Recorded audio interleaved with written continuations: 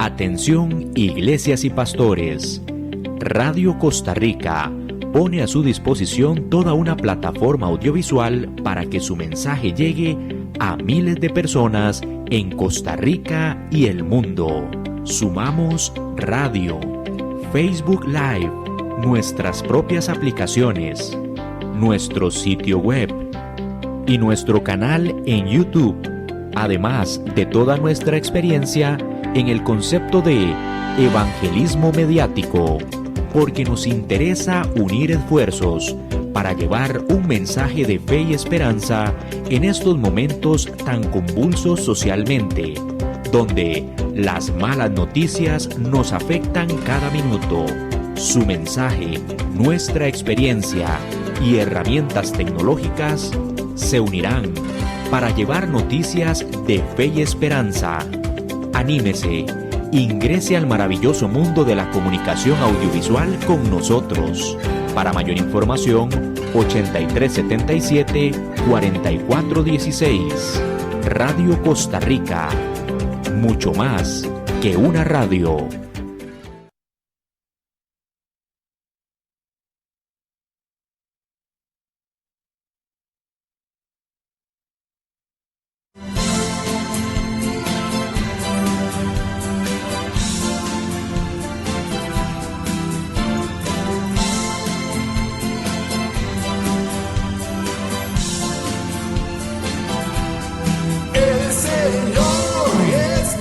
Sí, muy buenas tardes, la hora del día que sea, a la hora que estén escuchando este programa. Mi nombre es Fernando Castro Esquivel. Yo soy un estudiante de la Biblia y tratando de enseñar lo que voy aprendiendo, esperando que sea el Espíritu Santo el que me vaya guiando a mí, pues en esto de desatar los nudos, ¿verdad?, de las malas doctrinas. Este es el programa Tu Palabra es Verdad. Bien, hoy tenemos ya creo que la última programa acerca de las dos casas de Israel. Y espero sí terminar, ¿verdad? No sin antes recordarles, ¿verdad?, que tenemos un espacio ahí en un canal de YouTube. Se llama Tu Palabra es Verdad CR. Ahí están todas esas grabaciones y otras cositas que estamos metiendo y que vamos a meter más. Links importantes acerca de todo el movimiento que hay, ¿verdad? De mesiánicos o de raíces hebreas. A mí me gusta más llamarnos los del camino.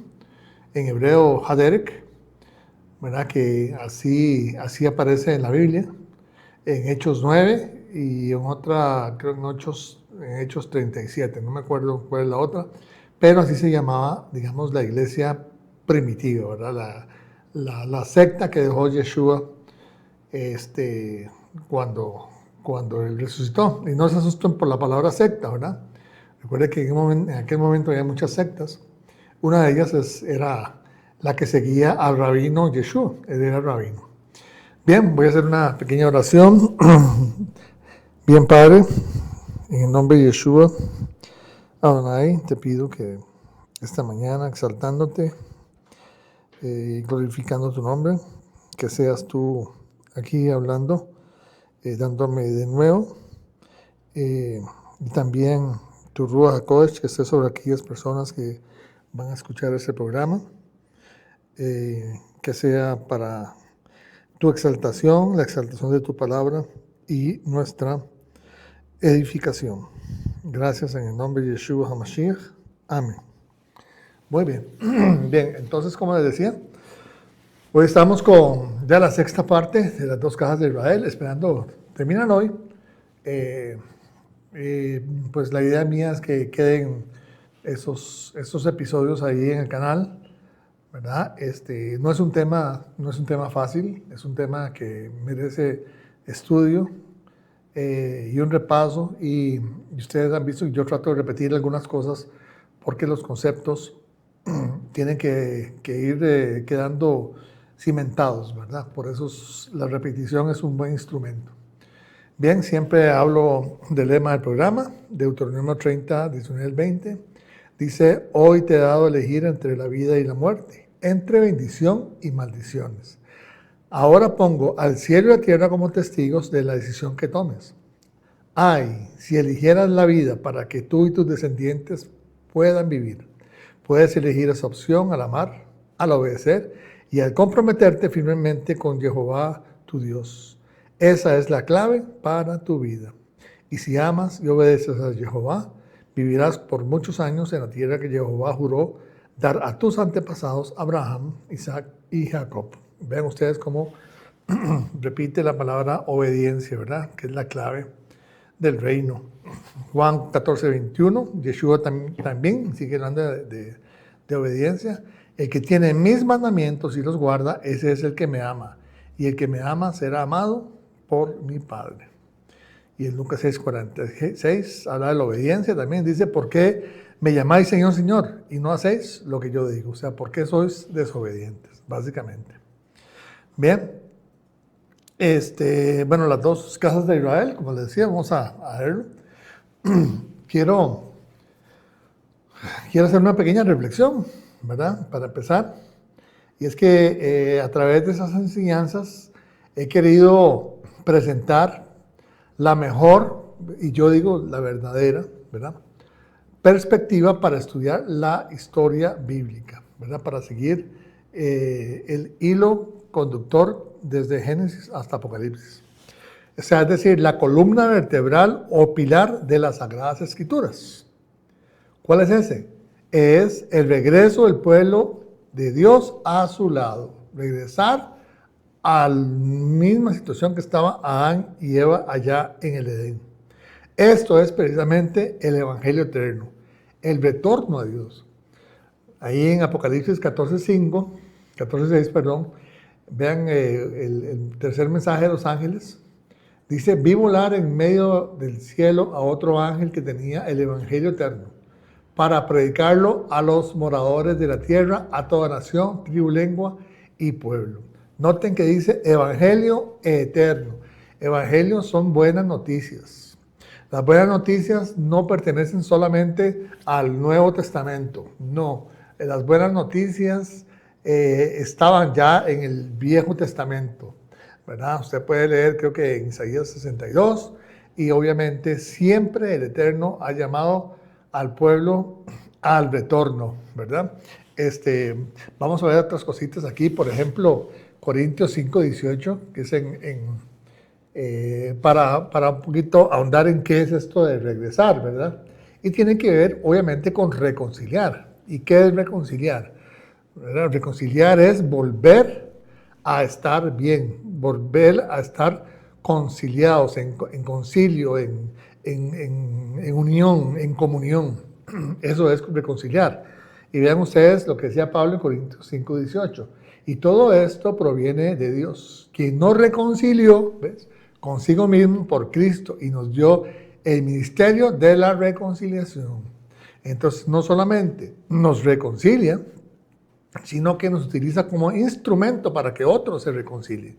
Eso es, ¿verdad?, cuando nos manda a dar las buenas nuevas al mundo, a dar el Evangelio. Romanos 5:11 también habla de reconciliación. Siempre me gusta hablar con el segundo testigo. Aquí está. Y dice, y no solo esto, sino que también nos gloriamos en Dios por el Señor nuestro Jesucristo, por quien hemos recibido ahora la reconciliación. ¿Lo ven? Y es curioso, vean que la reconciliación no es solamente desde el Nuevo Testamento. Vean ustedes en Levítico 16:11, cuando se hacían las expiaciones a través de las víctimas, ¿verdad?, de las ovejas y otras víctimas que se presentaban como holocausto. Dice, y hará traer Aarón el becerro, que era para expiación suyo, y hará la reconciliación por sí, por su casa, y degollarán en expiación el becerro que es suyo. La sangre en ese tipo, ¿verdad?, en ese tipo de expiaciones son para reconciliación. Así como aquí aparece, ¿verdad?, las víctimas que se hacían allá en el Mishkan, en el tabernáculo de Moisés, obviamente es Yeshua. Yeshua, su sangre sirvió para reconciliación de todo aquel que quiera aceptar este sacrificio. Y también para entender un poquito qué es esa reconciliación, pues obviamente tenemos que hablar de la vida futura, ¿verdad? En el reino. Desde cuando el Viejo Testamento nos habla de esto. Y es que no se puede entender el Nuevo Testamento sin el Viejo Testamento. Es la base. Y sobre todo Daniel 2:2, dígala, dice así, dice, muchos de los que duermen en el polvo de la tierra serán despertados. Uno para vida eterna y otro para vergüenza y confusión eterna. Ahí es claro, ¿verdad? Uno seremos, ¿cómo se llama? Revividos, ¿verdad? Pues para vida eterna. Y otros pues serán resucitados, ¿verdad? Para vida, para exterminio. Solamente los hijos de Dios, ¿verdad? Seremos los que seremos resucitados para vida eterna. Y lo que significa que es que iremos al reino. También está en Isaías 2:2. Dice tal vez ahí, para agrandar un poquito ahí, dice Isaías 2:2. Acontecerá en lo postrero de los tiempos que será confirmado el monte de la casa de Jehová como cabeza de los montes. ¿Cuál es el monte de él? Bueno, allá en Jerusalén, ¿verdad? Y será exaltado sobre los collados y correrán a él todas las naciones. Está hablando de la salvación de todas las naciones, obviamente de Israel, ¿verdad? Y vendrán muchos pueblos y dirán, venid y subamos al monte de Jehová, a la casa de Dios, ¿verdad? Al Dios de Jacob, y nos enseñará sus caminos y caminaremos por sus sendas, porque de Sión saldrá la ley y de Jerusalén la palabra de Jehová, ¿verdad?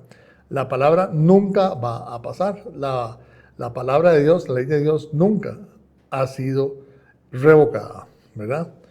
Eso hay que estudiarlo con mucho cuidado y con mucho, no solamente cuidado, sino con conocimiento. ¿Okay? También está en Zacarías 14:9, la restauración del mundo, que es, obviamente, será restaurado con los que se reconcilien, obviamente, ¿verdad? Dice Zacarías 14:9, y Jehová será rey sobre toda la tierra. En aquel día, Jehová será uno y uno su nombre. Qué curioso, ¿verdad? Este bello pasaje que nos habla que en ese tiempo su nombre será uno. Pues no estoy aquí para interpretar esto, pero es para ponerse a pensar. Ahora, reforzando esta idea de esta reconciliación, hay que ver algo importante. Un término en hebreo que es muy importante, y es la palabra teshuva. Obviamente, está escrito, está transliterado al español, ¿verdad? Teshuva, esa palabra en hebreo es arrepentimiento, ¿verdad? Teshuva es arrepentimiento, pero esta teshuva significa retornar, ¿ok? Ahora, nos preguntamos, ¿retornar a qué? Bueno, a Dios mismo, ¿verdad? El centro de la teshuva, del arrepentimiento de idioma hebreo, y ese es el que hay que tomarlo, porque cuando Yeshua decía, empezó su ministerio, decía, arrepentidos, que el reino de Dios se ha acercado, es lo que se estaba diciendo en hebreo o en arameo, ¿verdad? Era retornen, vuelvan.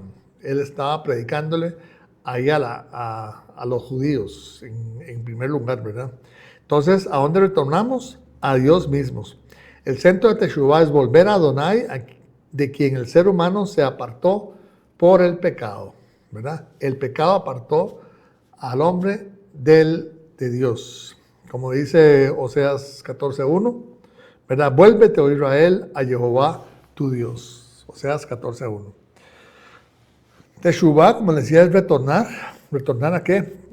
También a la Torah, al camino recto. La Torah es el camino recto. La ley de Dios, si usted la estudia bien y sin prejuicios, sin que le digan que la cruz fue clavada en la cruz y que ya no sirve y que fue desechada, que por favor revise eso que le están diciendo, ¿verdad? Y pídanle a ustedes no solamente qué dicen ellos, sino pregúntenle a alguien que esté caminando en la ley de Dios y le podrá dar la verdadera interpretación de eso o evidenciar, ¿verdad? Digamos, la charlatanería que es hablar así, sinceramente les digo, ¿verdad? Entonces, ¿a dónde es que retornamos? A la Torá, al camino recto. Retornar a la voluntad revelada de Dios, su ley y sus mandamientos. El mismo Yeshua decía, si me aman, guardan mis mandamientos. Y en Mateo 5:17 dice, no, ni piensen que he venido a abolir la Torá, he venido para cumplirla. Y ni una jota ni una tilde pasarán de la ley, antes pasarán cielo y tierra. Ahí está clarito. Lo que pasa es que todo el mundo se queda en que yo vine para cumplirla y te dicen, no, es que ya la cumplió por mí. No, señor, siga leyendo. Dice que ni una jota ni una tilde pasará, ¿verdad? Ahí está en Isaías 57:15. Dice, apartarse el limpio de su camino y el hombre inicuo de sus pensamientos y vuélvase a Jehová. Que eso es el retornar. También preguntamos, ¿retornar a qué? ¿Teshuvá a qué? Simbólicamente es regresar a la comunión del Edén, a la intimidad que el hombre perdió con la desobediencia inicial de Adán y Eva, y por cual caímos todos los seres humanos, ¿verdad? Todos los seres humanos nos convertimos, ¿verdad?, en transgresores de la ley de Dios, ¿verdad? Porque ya perdimos algunas cosas ahí, esa intimidad y la santidad, y somos más débiles ante el pecado, pero hay que allá. Por eso, como dice Hebreos 12, dice que sin santidad nadie verá a Dios. ¿Por qué? Porque Dios nos preparará para el final en santidad, la misma que tenía Adán y Eva, pues para estar con Él, ¿verdad?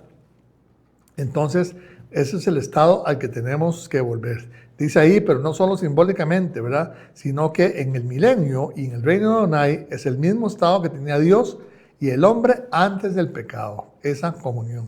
¿Okay? Y también, ¿retornar para qué? A la identidad verdadera. ¿Cuál es la identidad verdadera? Como les decía, la santidad. Ese debiera ser siempre nuestro sello en la identidad en el reino, ¿verdad? El pecado desfigura al ser humano, pero la teshuva, el arrepentimiento, el retornar, lo devuelve a su esencia como imagen de Dios. Qué cosa más linda este concepto, ¿verdad?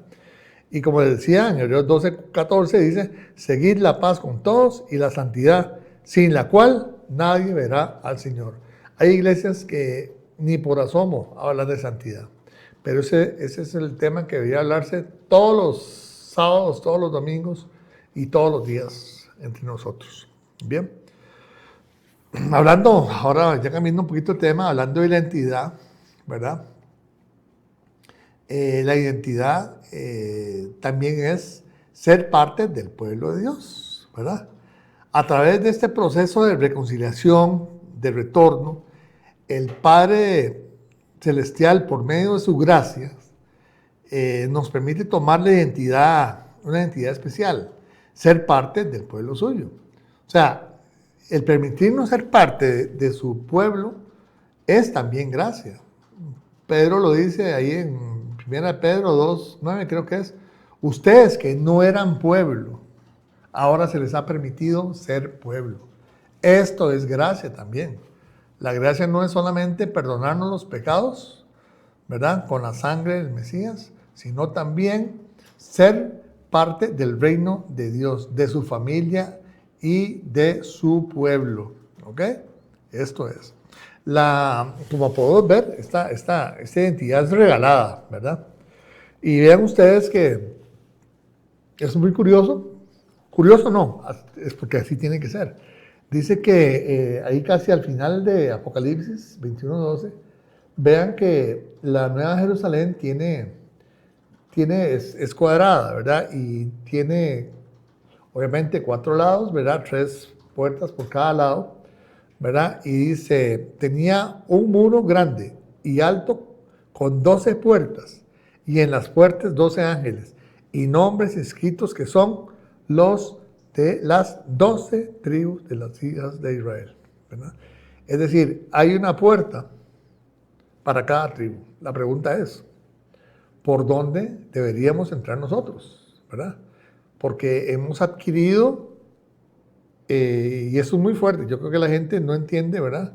Le da vergüenza o no sé qué, que no se identifica con Israel, pero Israel es el único pueblo de Adonai y ese es su nombre, Israel. Así que vayas acostumbrando porque usted va a entrar por una de las 12 puertas, mínimo por la de Efraín. Efraín fue la tribu, o más bien la media tribu escogida por el Eterno, por medio de la cual iban a darse a conocer, ¿verdad? Se iba a dar a conocer no solamente la fe en el Dios único, sino en su Mesías. ¿Ok?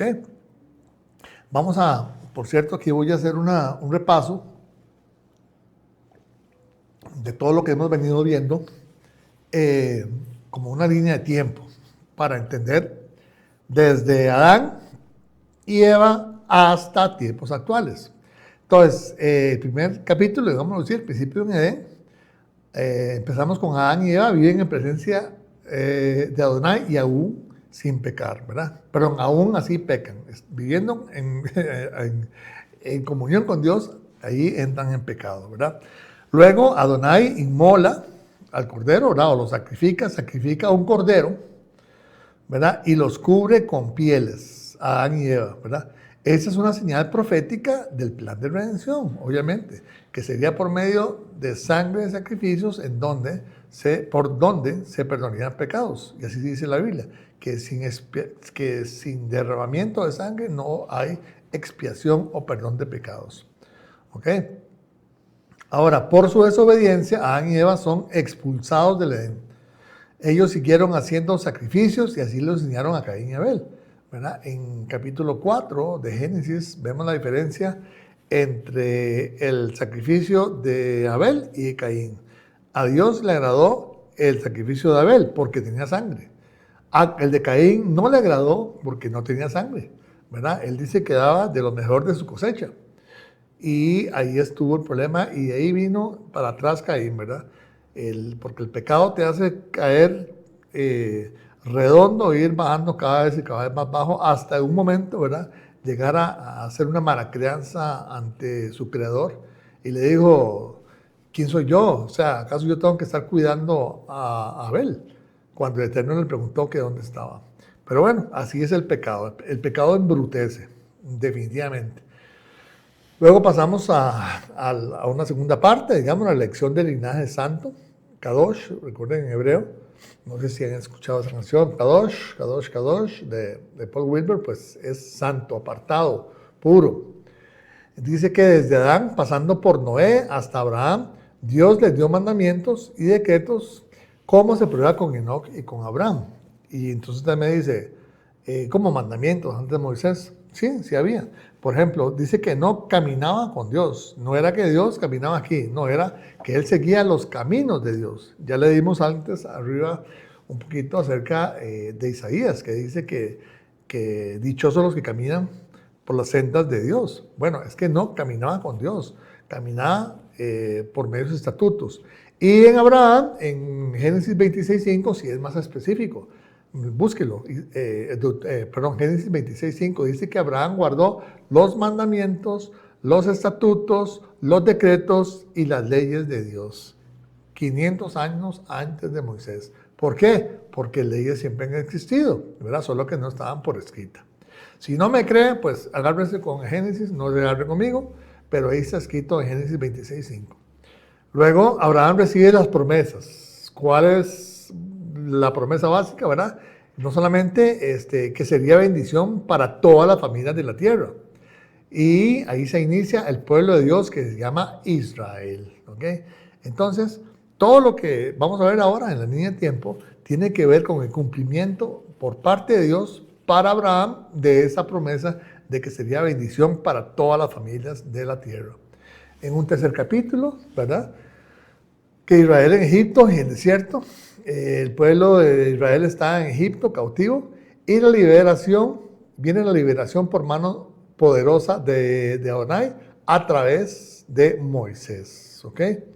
En el desierto pasan muchas cosas, pero entre las más importantes reciben no solamente los 10 mandamientos, ¿verdad?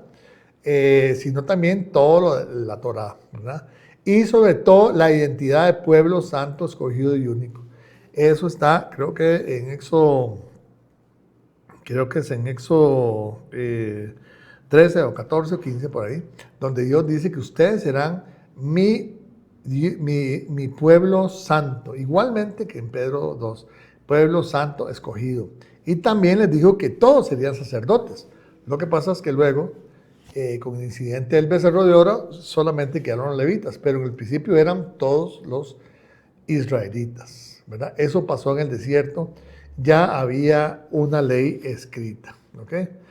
Luego, pasamos ya, nos brincamos la era de, bueno, cuando entraron a la tierra prometida y la era de los jueces, y llegamos ya a las monarquías, ¿verdad?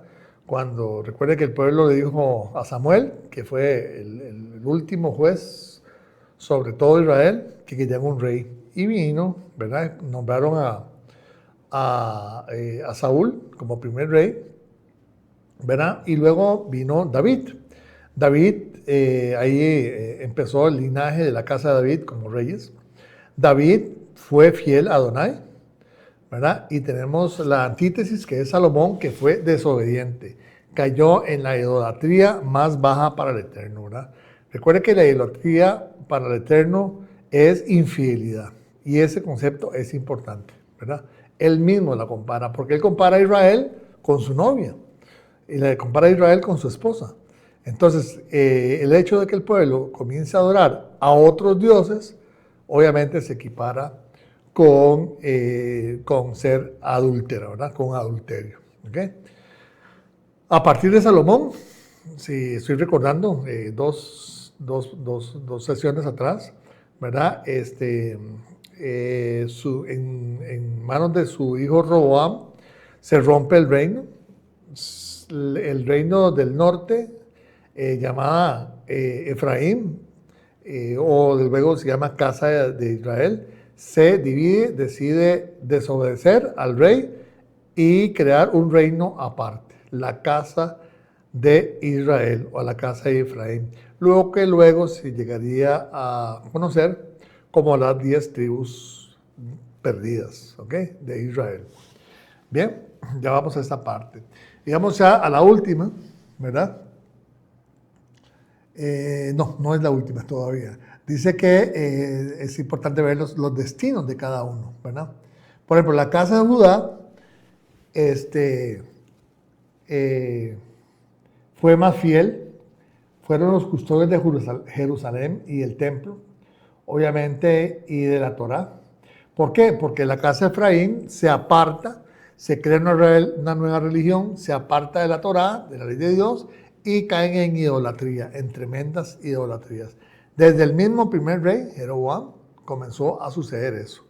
¿Cuál fue el resultado? Bueno, pues para Efraín es llevado cautivo a Asiria. Estoy recordando nada más, eso está en capítulos anteriores, ¿verdad? De esta enseñanza, ¿verdad? Y fueron dispersados por todo Mesopotamia, al este y al oeste, ¿verdad? Al norte, sur, al este y oeste y hasta el oeste. Fueron esparcidos los habitantes de Judá, de la casa de Efraín o casa de Israel. ¿Por qué? Por la desobediencia.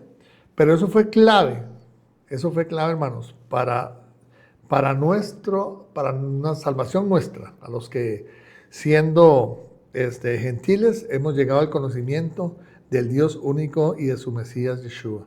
¿Por qué? Pues lo vamos a ver ahora, ¿verdad? Entonces, Efraín nunca volvió como luego volvió Judá, ¿verdad? Porque Judá también cayó en la idolatría, ¿verdad? Y luego fue llevado como 70 años a Babilonia, creo que son 3,000 kilómetros, ¿verdad? Fueron llevados la mayoría de gente los principales de Judá o de Judea, ¿verdad? Y luego, a los 70 años, regresan para comenzar a reconstruir Jerusalén y el segundo templo. Ese segundo templo es importante porque es donde llega Yeshua, ¿verdad? Yeshua es visitante y él enseña en ese segundo templo. Pero bueno, esa es la historia. Son distintas, ¿verdad? Ahora, ¿Efraín para siempre estará en la diáspora? No, precisamente a eso es importante referirse a Yeshua, que ahora sí está en la próxima. Dice que, tal vez es un poquito más grande, porque la versita está más pequeña. Dice que Yeshua es el cumplimiento de la promesa. 500 años después del regreso a Judá, nace el Mesías Yeshua, ¿verdad? ¿Cuál era su misión? Primero, encontrar las ovejas perdidas de la casa de Israel, es Efraín. Eso lo dice en Mateo 15:24, ¿verdad? Cuando dice, yo no he venido sino a buscar a las ovejas perdidas de la casa de Israel. ¿Por qué? Porque ya acabamos de explicar, estaban dispersas. Su evangelio, sus buenas noticias iban a hacer que volvieran, ¿verdad? Y eso está sucediendo hasta los días de hoy. Luego también, ahí dice, uno de los propósitos de su misión es llamar también a los gentiles y usa la metáfora de pescadores de hombres. Qué importante esto de pescadores de hombres, porque cuando les dice a los discípulos que lo va a hacer pescadores de hombres, ¿qué es lo que está diciéndoles? Bueno, pues que ellos van a ir a tirar las redes, ¿verdad? Para atraer a todas las casas de Israel dispersas, ¿verdad? Que no solamente eran de las 10 tribus, sino también los judíos que estaban en la dispersión, ¿verdad? Los judíos son buenos por eso, ¿verdad? Porque por todo lado se encuentran. Y esa era una de las características del pueblo de Israel. Entonces, aquí lo que sucede es que los primeros pescadores de hombres, ¿verdad? Los discípulos, tiran las redes, ¿verdad? Obviamente, por eso es la metáfora. Y, como ustedes saben, al tirar redes al mar, pues se recoge no solamente lo que usted quiere pescar, sino todo lo que venga, ¿verdad? Así es como a través de la predicación del Evangelio, de la Buena Nueva, llegan a oídos de los gentiles el conocimiento del Dios único. Recuerden que ellos eran adoradores de muchos dioses. Y si acaso conocían al Dios de Israel, no lo conocían, y menos como único Dios. Ese conocimiento llega ahí por la predicación del mensaje de los evangelios o del evangelio, los evangelios de Yeshua y evangelios, todo lo que está en el Nuevo Testamento. Eso es la importancia, ¿verdad? Y también de esa metáfora de los pescadores de hombres, ¿verdad? También otro de los propósitos dice que es unir en un solo pueblo a Judá y Efraín, a los gentiles incluidos en Efraín, ¿verdad? Él siempre busca la unidad, el ejat, ¿verdad? Ejat en hebreo es la unidad, ¿verdad? Entonces, él viene a unificar a Judá y Efraín. Ya lo vamos a ver con un par de versículos ahí para verificar esto, ¿ok? Entonces, de todo eso lo nombrado, pues vemos cómo se cumplen las promesas hechas a Abraham. O sea, Yeshua vino a cumplirle a Abraham, ¿verdad? Todas las naciones serían benditas de su simiente. De hecho, Yeshua en un momento dice que Abraham vio mi día, ¿verdad? Se puede interpretar de muchas formas. Para mí, ¿verdad? Una de las formas podría ser que él, en esa comunión que tenía Abraham con el Padre, le dijo, yo mismo, ¿verdad? Me enviaré a mí mismo, ¿verdad? Para que se pueda cumplir esta promesa que te hice a ti, Abraham, ¿ok? Entonces, aquí hay un versículo muy revelador. Sinceramente no lo conocía hasta estudiando para esta bendita enseñanza. Lo vi, vean ustedes, es una profecía ni más ni menos de Caifás, ¿verdad? El sumo sacerdote que era de aquel entonces, perdón. Dice, entonces Caifás, uno de ellos, sumo sacerdote aquel año, les dijo, vosotros no sabéis nada, porque ellos estaban discutiendo que qué hacían con Jesús, ¿verdad? Con Yeshua, que acababa en ese capítulo acababa de revivir, de hacer que Lázaro volviera a la vida. Todos estaban discutiendo. Y él le dice otra vez, entonces Caifás, uno de ellos, sumo sacerdote aquel año, les dijo, vosotros no sabéis nada, ni pensáis que nos conviene en un hombre, ni pensáis que nos conviene que un hombre muera por el pueblo, y no que toda la nación perezca.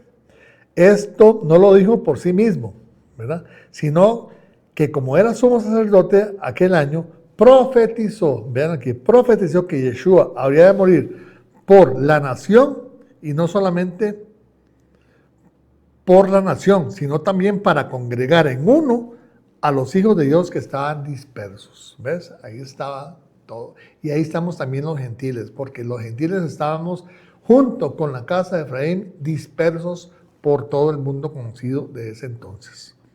¿Ves? Entonces aquí mismo hay una profecía de la unidad que iba a traer Yeshua HaMashiach y que se ve muy, muy bien ilustrado, ¿verdad? En Romanos 11:17, ya hablando de la incorporación nuestra al pueblo de Israel, lo que a alguna gente no le gusta, ¿verdad? No saben que somos pueblo de Israel, pero debieran estudiar un poquito de esto de las dos casas de Israel para que lo comprendan en la verdadera dimensión. Vean lo que dice en Romanos 11:17. Algunas ramas del árbol de Abraham, algunos del pueblo de Israel, han sido arrancadas, y ustedes, los gentiles, que eran ramas de un olivo silvestre, fueron injertados. ¿Ves? Hablando de los gentiles. Así que ahora ustedes también reciben la bendición de Dios. ¿Cuál? La de ese pueblo, obviamente, ¿verdad? Dice que Dios prometió a Abraham y a sus hijos, con lo cual comparten con ellos el alimento nutritivo que proviene de la raíz del olivo especial de Dios. Así que no se jacten de haber sido injertados para reemplazar a las ramas que fueron arrancadas. Ustedes son una sola rama, no son la raíz. Muy bien.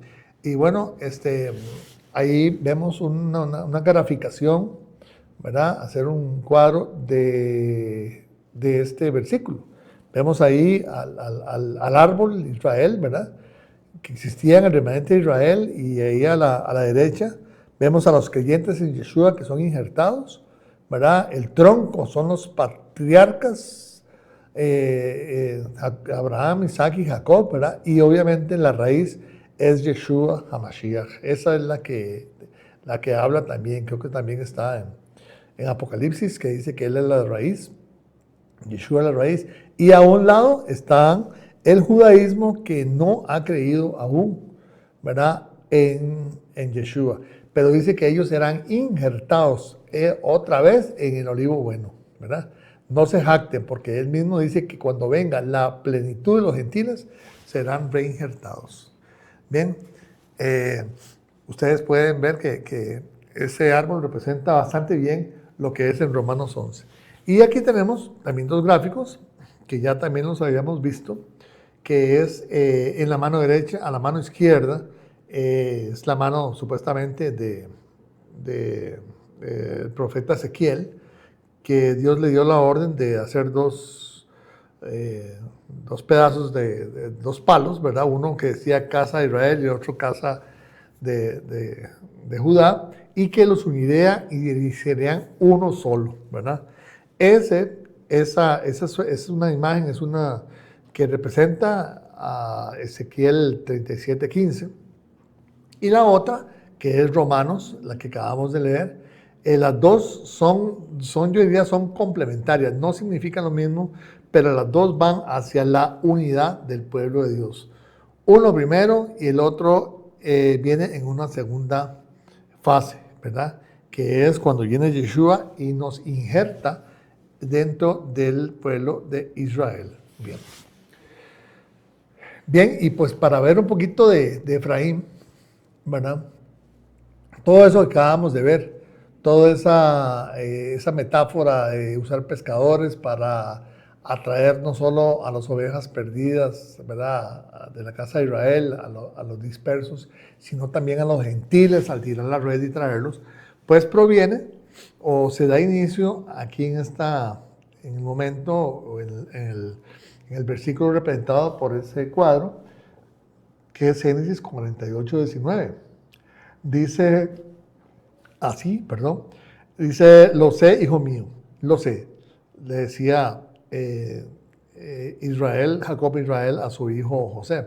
Dice, lo sé, hijo mío, lo sé. También él vendrá a ser un pueblo, hablando del mayor, Manasés. Dice, y será también engrandecido. Pero, ya hablando de Efraín, pero su hermano menor, Efraín, ¿verdad?, será más grande que él y su descendencia formará multitud de naciones. Esta profecía se cumplió y se tendrá que cumplir, ¿verdad? Porque también ahí en Romanos 10, 11, me acuerdo, creo que es 11, dice Pablo que las ramas arrancadas, ¿verdad?, para que nosotros fuésemos injertados, volverán a ser reinjertadas cuando se alcance también la plenitud de naciones. Eso mismo, multitud de naciones, ¿verdad? Melo, Hagoyim, ¿verdad? Entonces, ya ven que el plan de Dios desde cuándo arranca, ¿verdad?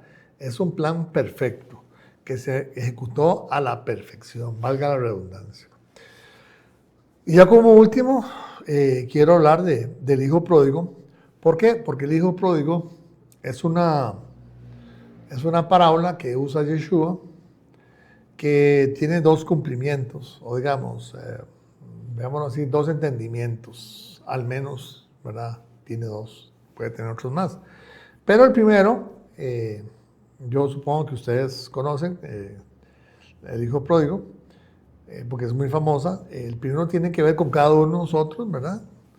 Cuando andábamos perdidos, cuando andábamos sin Dios y sin ley, y de alguna forma, no de alguna forma, cuando su espíritu pone en nosotros el querer y el hacer, el volver la mirada a los cielos y ver al que nosotros veamos como un Dios lejano, nos permite verlo como un Padre cercano, como un Padre amoroso, y nos hace regresar a la senda antigua, ¿verdad? Esa es la primera, diría la primera del entendimiento del hijo pródigo. Pero vamos a ver otra, ¿verdad?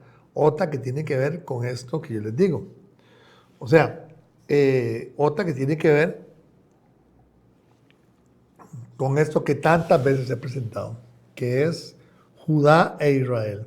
Dos casas que fueron un momento un solo reino y que según las profecías, ¿verdad?, y según la voluntad del Eterno, tendrán que volverse a unir. Tiene que ver con esto. Y ya lo vamos a ver. Bueno, todo empieza ahí en San Lucas 15:11 al 13. Bueno, ahí solamente lo que está ahí en pantalla, 15, 11, 13, es más extensa. Pero dice, también dijo, un hombre tenía 2 hijos y el menor de ellos dijo a su padre, Padre, dame la parte de los bienes que me corresponde. Y le repartió los bienes. No muchos días después, juntándolo todo, el hijo menor se fue lejos a una provincia apartada y allí desperdició sus bienes viviendo perdidamente, ¿verdad? Entonces ahí viene el concepto de pródigo, ¿verdad? Hijo pródigo es el hijo disperso y perdido, ¿ok? Entonces, así fue. Entonces el padre le da el dinero y él se va, ¿ok? ¿Qué pasa ahí? ¿Verdad? Pues el hombre, un momentito para... el hijo pródigo se marca, ¿verdad? Gasta todo lo que tenía, obviamente en mujeres, en tomar, en pecado, digámoslo así, ¿verdad? Y ahí vemos repentado al padre, obviamente triste, no solamente por el desaliento digamos, la gran grosería, ¿verdad?, del hijo de haberle pedido adelantado la herencia, sino en qué gastó, ¿verdad? Estamos dando por contado que el padre sabía lo que estaba gastando. Y entonces, bueno, esa es la historia. Ahora, traduciéndolo ya, ¿verdad? Podemos, ¿qué fue lo que pasó con Efraín, con la casa de Israel? Pues que la casa de Israel, ¿verdad?, después de tener todas las bendiciones del Padre, ¿verdad?, tenían todos los territorios, tenían sacerdotes en cada uno de las provincias, más bien, o de las tribus, donde había abundancia, ¿verdad? Entonces ellos decidieron convertirse a la idolatría y obviamente al adulterio espiritual, ¿verdad?, que es representado por esas dos mujeres, ¿verdad?, en adulterios, fornicación espiritual. Entonces, este hijo pródigo se dedicó a eso y el padre, pues pensativo, ¿verdad? Nosotros sabemos la historia que el padre lo va a perdonar, ¿verdad?, o está esperando que él regrese para perdonarlo. Bien, luego el hijo pródigo, ¿verdad?, entra en razón al saber que lo perdió todo, ¿verdad?, y que ya está comiendo, o por lo menos deseando comer la comida que comían los cerdos, que eso para un judío es terrible, ¿verdad? Bueno, si comer cerdo es terrible para ellos, ¿verdad? Porque según la ley de Dios no permite comer cerdo, sino peor aún, comer comida para cerdos, ya es caer todavía más bajo, ¿verdad? Entonces él se da cuenta y dice, ¿cómo es posible? Yo aquí y los siervos de mi padre allá, ¿verdad?, no son nada de él y viven mejor que yo. Yo me voy a devolver, ¿verdad? Y no voy a pedirle a mi padre que no me tenga por hijo, sino como un sencillo siervo, para ver si puedo vivir tranquilamente, por lo menos que tenga que comer.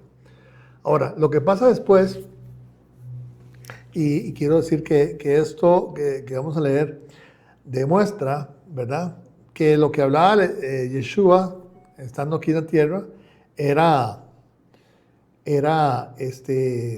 lo que ya estaba escrito, ¿verdad? O sea, Yeshua no hablaba otra cosa más que la palabra, ¿verdad? Entonces aquí dice, vean, vamos a poner atención aquí a ver si podemos así agrandarlo. Vean que es evidente, ¿verdad?, que es lo que inspiró esta parábola del hijo pródigo. Dice Jeremías 31, 8. A partir del 8 dice, Jehová se manifestó a mí hace ya mucho tiempo diciendo, con amor eterno te he amado, por tanto te prolongué mi misericordia. Escuchando, he oído a Efraín que se lamentaba. Me azotaste y fui castigado como novillo indómito. Conviérteme y seré convertido, porque tú eres Jehová mi Dios. Porque después que me aparté, tuve arrepentimiento, ¿lo ves? Y ya sabemos que dice, quise volver, quise hacer teshuvá, ¿verdad? Y después que reconocí mi falta, que fue esa imagen que vimos del hijo pródigo ya arrepentido, ¿verdad? Dice, y después que reconocí mi falta, herí mi muslo, ¿verdad? Me avergoncé y me confundí, porque llevé la afrenta de mi juventud. Y aquí habla el Padre, Adonai. Vean lo que dice. ¿No es Efraín hijo precioso para mí? ¿No es niño en quien me deleito? Pues desde que hablé con él, me he acordado de él constantemente. Por eso mis entrañas se conmovieron por él. Ciertamente tendré misericordia, dice Jehová. Ven, haciendo honor a lo primero que leímos, que dice que con amor eterno te he amado. Entonces es obvio, ¿verdad?, que esa escritura es la que inspiró este final feliz. Todavía no es el final feliz, ¿verdad?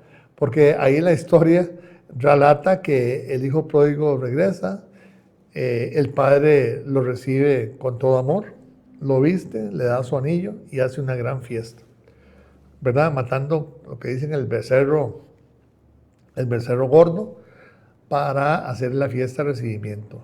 Y ahí en segundo plano aparece el hijo mayor, ¿verdad?, disgustado, porque bueno, le decía el padre llegó y le dice, ¿por qué no entras a la fiesta? Y el hijo mayor le dice, es increíble que ese tu hijo malgasta todo, ¿verdad? Y tú lo recibes así, y a mí nunca me has permitido matar nada para celebrar. Y el padre, ¿verdad? Le contesta, le dice, ese tu hermano, recordando que son hermanos, ¿verdad? Ese tu hermano estaba muerto en vida y ha regresado, y esto hay que celebrarlo, ¿verdad? Además, todo lo mío ha sido tuyo. Todo lo mío ha sido tuyo. Entonces, claro, el final feliz que uno espera y que se relata ahí es obviamente cuando el padre reúne a la casa de Efraín, representada, ¿verdad?, por el hijo pródigo, y a la casa de Judá, representada pues por el padre, por el hermano mayor. ¿Okay? Eso es lo que él quiere, eso es lo que él desea, ¿verdad? Por eso es importante estudiar esta parábola dentro de la enseñanza de las dos casas de Israel. Eso, para serles sincero, fue de las primeras cosas que aprendí caminando, digamos, por la senda antigua, ¿verdad? Conociendo un poquito más del propósito de Dios de las dos casas de Israel, pues de que esta historia tenía un entendimiento mayor. Ahora, vamos a ver esto aquí, ¿verdad? Que es las tres imágenes que hemos usado ya bastante, esta última, porque están sumamente relacionadas, ¿verdad? Y si nosotros vemos, tienen las tres juntas un gran significado de unidad, ¿verdad? Recordemos que Yeshua mismo dijo, dice, también tengo otras ovejas de otro redil, ellas escucharán mi voz y vendrán, ¿verdad? Y será un solo rebaño y un solo pastor. Entonces, esta historia que acabamos de leer del hijo pródigo y el hijo mayor es unidad igualmente cuando la promesa que se hace aquí Ezequiel 37:15, que dice que se uniría esas dos casas de Israel. Es básicamente lo mismo, significan exactamente lo mismo, es el mismo mensaje y mejor aún para nosotros, ¿verdad? Que es el de la derecha, que es el olivo bueno. Como nosotros somos injertados dentro de esa unidad que Dios quiere de sus dos casas, ¿verdad? Entonces, es importante, a mí me parece muy importante poner estas tres imágenes juntas, a ver si se nos graba un poquito, o podemos vislumbrar bien cuáles son los propósitos del Eterno a través de todas esas historias. ¿Okay? Bien, este es el fin, ¿verdad? De todo lo que hemos venido viendo acerca de las dos casas de Israel. Yo espero que pronto, ¿verdad? Se pueda tal vez actualizar un poquito esto de las dos casas de Israel, en el sentido de darle otra perspectiva para presentarla, tal vez un poquito más condensada, pero yo pienso que los 6 capítulos, 6 horas que hemos durado, ¿verdad? Sí son necesarias para entenderlo. Ojalá pues que les haya sido de veras de edificación a todos ustedes por lo menos el entendimiento mío de esas dos casas de Israel, todos los detalles, y nada más queda exaltar, ¿verdad?, la gran inteligencia del sabio, del único, del eterno, que conoce nuestros corazones, que ama a su pueblo, ¿verdad?, y que es un Dios fiel, que siempre ha querido cumplirle a Abraham esta bendición o esta promesa de que él y obviamente su pueblo Israel iba a ser bendición para todos los pueblos, todas las naciones y todas las familias de la tierra. Bien, entonces es todo por hoy. Les agradezco mucho y nos veremos a la próxima semana. Gracias.